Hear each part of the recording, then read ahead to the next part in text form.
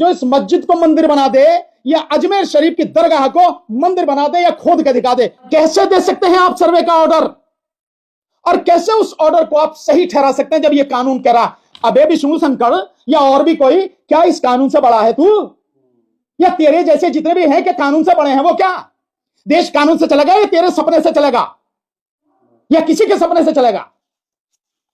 हर कोई आके खड़ा हो जाता है। और आज सरकार है वहां, जिस दिन सरकार जाएगी ना, ये विष्णु शंकर ऐसे जितने भी हैं, ये किस बिल में घुस जाएंगे ना पता भी नहीं लगे। ये कानून पढ़ ले, काला कोट पहनने का ना, इसे कानून को पढ़ ले, बता दे रहे कानून क्या है। ये जो हुआ है, 5 बच्चे मारे गए, इतने लोगों की चोट लगी है, और संभल मामले में जिस तरह की चीजें आ रही है, जो न्यूज लॉन्ड्री ने जो पूरी रिपोर्टिंग की है, वहां का जो साथी है अवधेश कुमार, उसने जो रिपोर्टिंग की, आपकी रिपोर्टिंग देखिए आप, वो ये कह रहे हैं कि जब भीड़ इस गली से भागी तो पीछे पीछे बहुत सारी पुलिस भागी।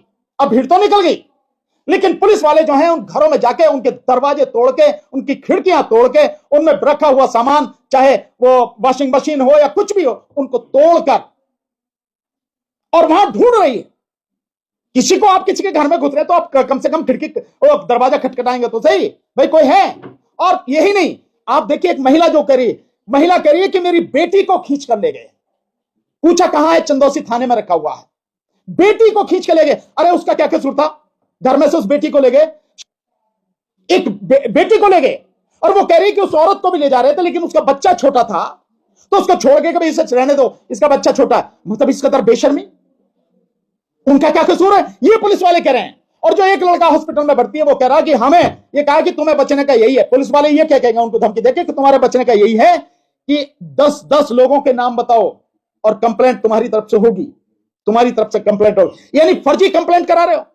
और जब एसएसपी से वो पूछ रहा तो एसएसपी कह रहा कि 7 एफआईआर हुई है। अरे घटना एक है तो 7 एफआईआर कैसे होंगी भाई? और उसमें ये मजेदार बात बता रहा कि 4 एफआईआर जो है वो लोगों की तरफ से हैं और 3 एफआईआर पुलिस की तरफ से हैं। और एक और आपने देखा होगा उसी वीडियो में एक बात है कि जिस शाही मस्जिद पर झगड़ा हुआ है, एक लड़के को गोली वहां नहीं मारी गई, एक लड़के को दूसरी जगह मारी गई। कैसे मारी गई? दूसरी जगह झगड़ा तो वहां हो रहा था। क्या ये सारे सवाल नहीं है? क्या ये गंभीर सवाल नहीं है?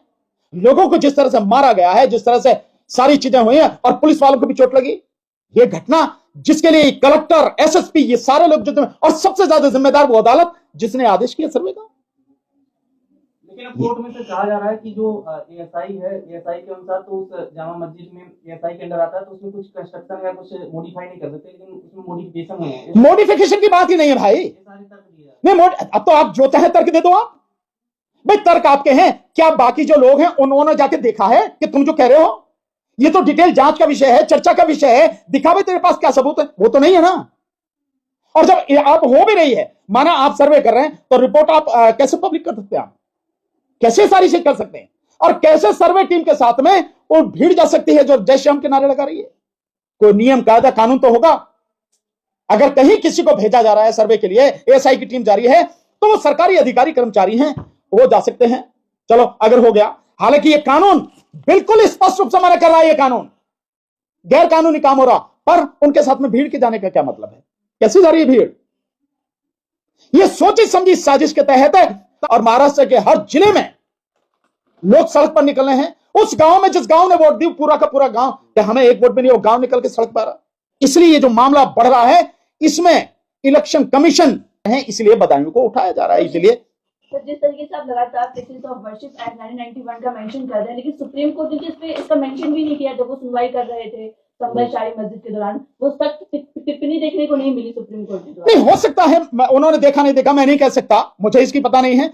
लेकिन वो टिप्पणी करें ना करें, ये मान लेते हैं कि उनको ज्ञान होगा। भाई सुप्रीम कोर्ट का जज है, उन्हें इसका ज्ञान होगा, प्लेसेस ऑफ वर्शिप एक्ट का मान लेते हैं। और अगर नहीं भी मानते तो वाकई पढ़ना चाहिए। और ये जो मामला उन्होंने वहां भेजा है, मेरे से ये सवाल पूछा वही सवाल अमेरिका वालों ने कि साहब ये जो वहां भेजा है कोर्ट ने, हाई कोर्ट के लिए, इसके विषय में मैं ये मानता हूं कि जब आप स्टे कर रहे हैं तो आप ही फाइनली डिसाइड कीजिए ना इसको। आपको क्या दिक्कत है? उस पिटीशन को जो पड़ी है डिसमिस कीजिए। इस एक्ट का, ये एक्ट कह रहा है ना सब कुछ, सुप्रीम कोर्ट को अपनी तरफ से तो नहीं कुछ कहना ना। ये कानून है, सुप्रीम कोर्ट को कानून लागू करवाना। तो ये कानून जब कह रहा है, इस कानून का हवाला देते हुए आप तुरंत वो जो पिटीशन पड़ी है उसको खारिज क्यों नहीं करते? वो सारी प्रोसीडिंग्स खारिज क्यों नहीं करते आप उसको? तो आप क्यों भेज रहे हैं उसको इलाहाबाद हाई कोर्ट? उसकी जरूरत नहीं थी। सवाल ये है कि जो पिटिशनर है इसमें हरिशंकर जैन, विष्णु शंकर जैन है, ये बाप बेटे हैं, करीब 120 ऐसे केस इनके पास हैं जिनमें ये याची बने हुए हैं, चाहे काशी हो, मथुरा हो, चाहे अजमेर शरीफ हो, चाहे ये संबल हो, तो ये तो पूरा बवाल फैल जाएगा सर देश में। इनको रोका कैसे जाएगा? देखिए, रोका जाएगा या तो कानून के अनुसार सुप्रीम कोर्ट रोके, नहीं तो इस देश की पब्लिक को खड़े होना पड़ेगा, पब्लिक को रोकना पड़ेगा। 120 केस है सर पूरे। मैं कह रहा हूं 120 क्या 1020 हो, क्या फर्क पड़ता है? कानून से ऊपर तो नहीं है।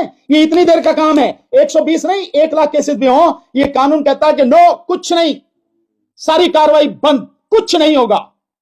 और मैं कह रहा हूं ये मैंडेटरी प्रोविजन है, सेक्शन 3 और सेक्शन 4 के मैंडेटरी प्रोविजन है। और करता ये दोनों जो बाप बेटे कर रहे हैं, इन्हें पकड़ के जेल में डाल देना चाहिए, 3 साल तक की सजा और जुर्माना है, ये करना चाहिए, इनका काम ये करना चाहिए।